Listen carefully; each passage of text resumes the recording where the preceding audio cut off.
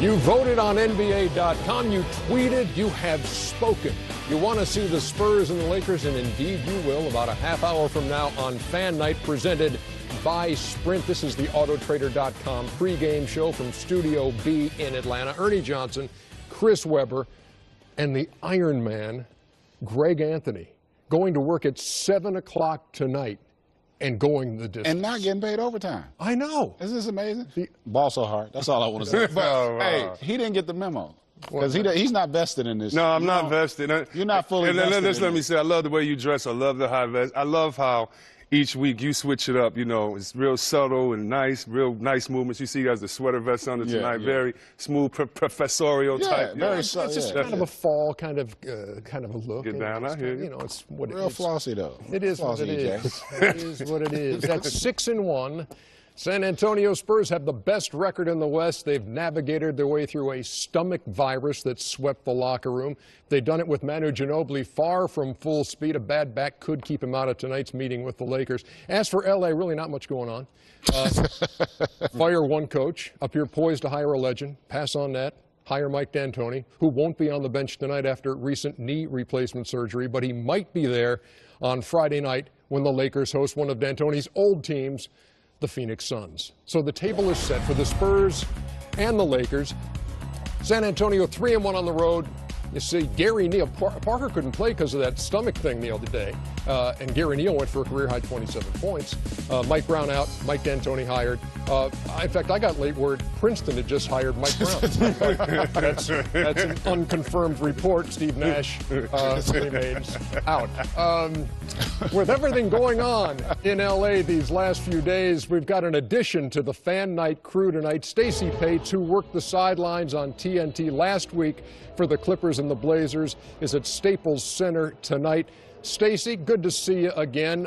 Is there anything new? What is the latest going on out there? And is D'Antoni going to coach Friday against the Suns?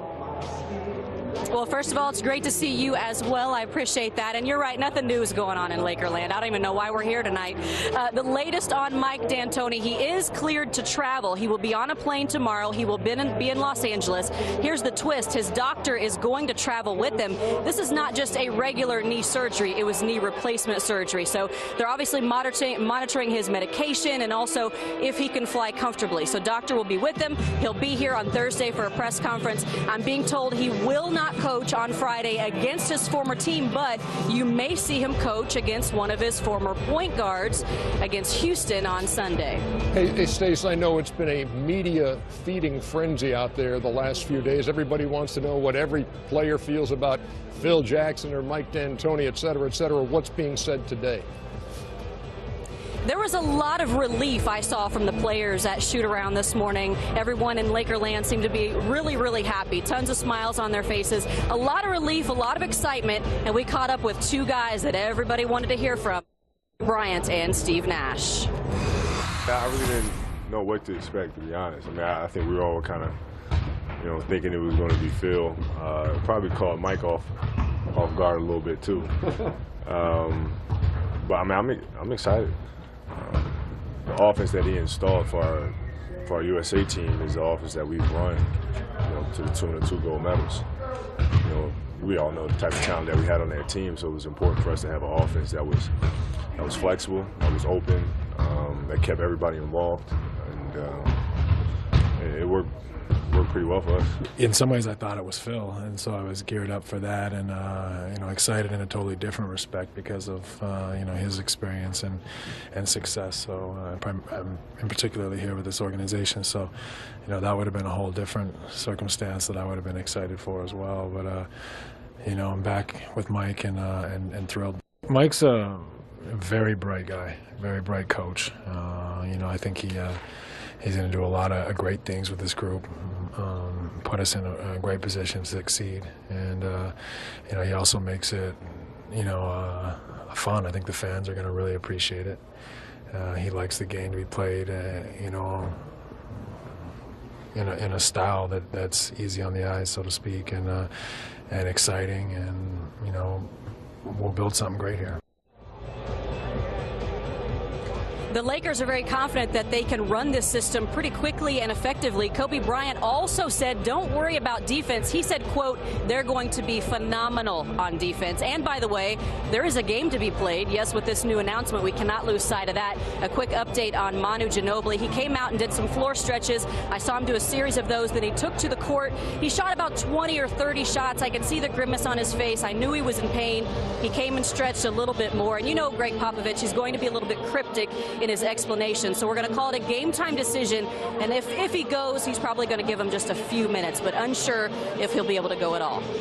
Stacy Paetz, much thanks for all the information. Enjoy the game out there tonight. Always good to see you.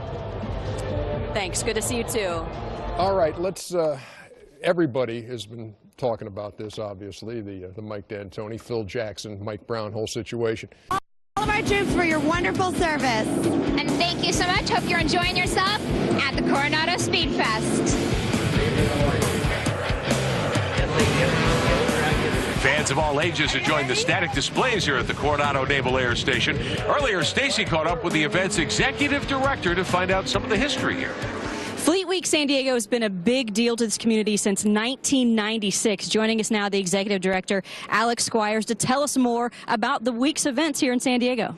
Well, Fleet Week is actually 2 weeks this year, but it is a way of integrating the military here, who we honor and pay tribute to, along with the community, regionally and sometimes internationally, coming out to see our sailors and Marines and Coast Guardsmen. And for the first time, you're seeing the Pro Series, the MX5 Cup. What does that mean? It's very exciting. This is the Coronado Speed Festival, our race at the base, and having the Pro Series here, along with the Historics, just adds to the excitement for all of our military attendees, along with the public. Yeah, Randy Boops, it's been a great weekend here at the Coronado Naval Air Station again. We are back with you from Minnesota here on Big Ten Network. The Gophers on top, 28-17 here in the fourth quarter. Welcome back. I'm Stacy Paetz. In April, they lost one of their own here in Gopher Nation.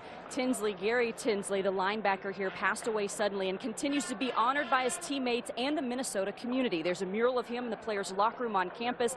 In addition to T-shirts they wear under their jerseys that say Underdog, which is how he referred to himself. They also each have a patch, GT51, on their jerseys. Some of the players, including Marquise Gray, even wear memorial wristbands with his favorite saying on it as well. At the end of the season, the team will represent and present an award in Tinsley's name. The Gary Tinsley Scholarship was recently created by the university, and currently an online auction is there to generate funds. Gary's impact continues to resonate here in Minnesota. Indeed it does, Stacy. Runner was down before the fumble, but 9-yard gain at second down coming up for Minnesota. Time for the Ford Coaches Corner. Just moments ago, Stacy Paetz with Terry Stotts. Terry Stotts has watched his young Blazers come back from as many down as 25, cut it to 6. You made some defensive changes. How much of a difference has that made? I thought we did a better job of competing that half. You know, in the first half, Clippers did pretty much what they wanted to do. We put Nick on Chris Paul, and he did a nice job, but more than anything, we competed. Well, 12 minutes left, Coach. When you look at this bench, obviously thin on your side, how do you manage your rotation? Well, we'll see how it goes. You know, we played the Stars a lot of minutes that quarter. We'll see how this last quarter goes. Coach, thanks. All right, thanks. Terry Stotts in his first season as head coach of the Blazers, one-time head coach of the Bucks and the Hawks, long-time assistant in Dallas, long-time assistant under George Karl